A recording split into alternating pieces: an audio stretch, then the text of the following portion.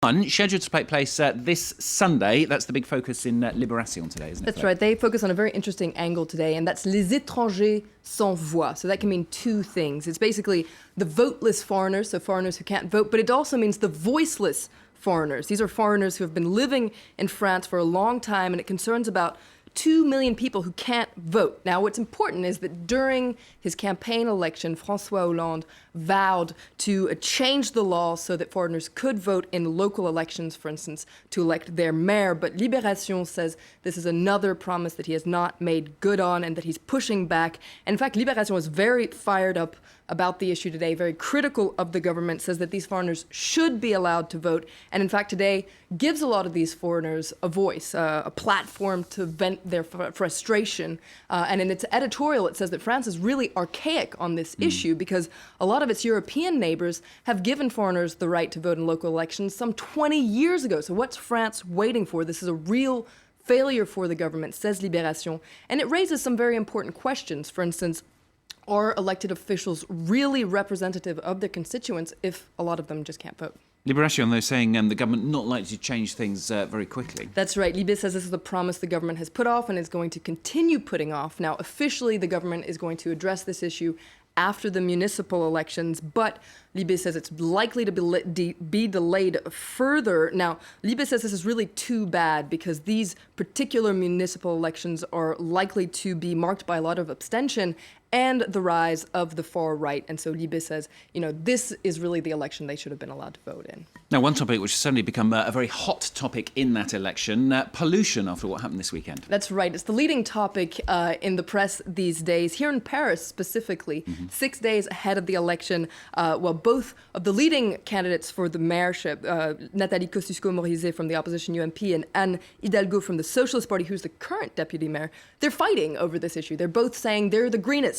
Now, Hidalgo is surfing on the track record of her boss, the current mayor Bertrand Delanoë, saying they've really reduced the number of cars in Paris. They've encouraged the use of things like the bike sharing, Vélib system, etc. But Nathalie Kosciusko-Morizet says the current level of pollution is proof that these socialist policies just don't work. So both of them are trying to show that they're the greenest. And a big tiff you've uncovered between the Socialists and the Greens as well. That's right. Now, this is interesting that it should come just a couple of days ahead of those elections. Basically, they're fighting over anti-pollution measures. Let's go back to Anne Hidalgo, so the candidate for mayor. Now, she is in a tiff with the housing minister, Cécile Duflot, who's a heavyweight in the Green Party. What are they fighting about? Well, they're fighting about diesel buses in Paris that use diesel fuel. Hidalgo says that she was opposed to the purchase of some 320 buses for Paris that use diesel fuel, and she accuses the Green Party of pushing this vote through. The Green Party says, actually, she agreed with this, and she's just looking for scapegoats here. As you can imagine, Le Figaro, which is the right-leaning paper, is thrilled about all this and says that this inner coalition fighting just a couple of days before the first round of the elections is, well, it's really a farce. And actually, Le Figaro is also critical of the measures that the government has currently put forward to fight against pollution here in Paris, such as the partial driving ban. It takes a look at just how the government went about deciding for this partial driving ban. For instance, it says that the Prime Minister, Jean-Marc Ayrault, well, he was really hesitant about it. He only put it through, after the peak in pollution. Why did he wait so long? It was kind of a half-hearted measure, and in the end, it didn't do that much for pollution, and it just upset a bunch of drivers. Good tiff before the election. We love it. Le Figaro, finally, focusing on a major discovery. This is rocking science, isn't it, Flo? That's right. This is a very nerdy issue. I'm not quite sure I really grasp, but it's a very important article that's all over the press. Yeah. Basically, observers at the South Pole have found the first direct evidence of gravitational waves. Now, what are these? Well, they're essentially the aftershock of the Big Bang. It's what Albert Einstein predicted 99 years ago, but he just predicted it. There was no proof of it.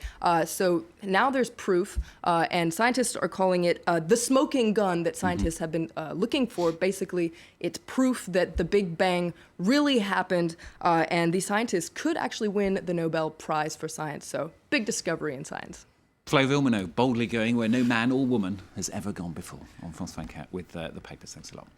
Coming up for you, very latest news. We're going to be talking to our correspondent, in fact, Gulliver Cragg in Kiev very shortly. And in the latest salvo in the territorial dispute between Japan, China and South Korea, how the education of Japanese school children is being made more patriotic. It's all in the next half hour.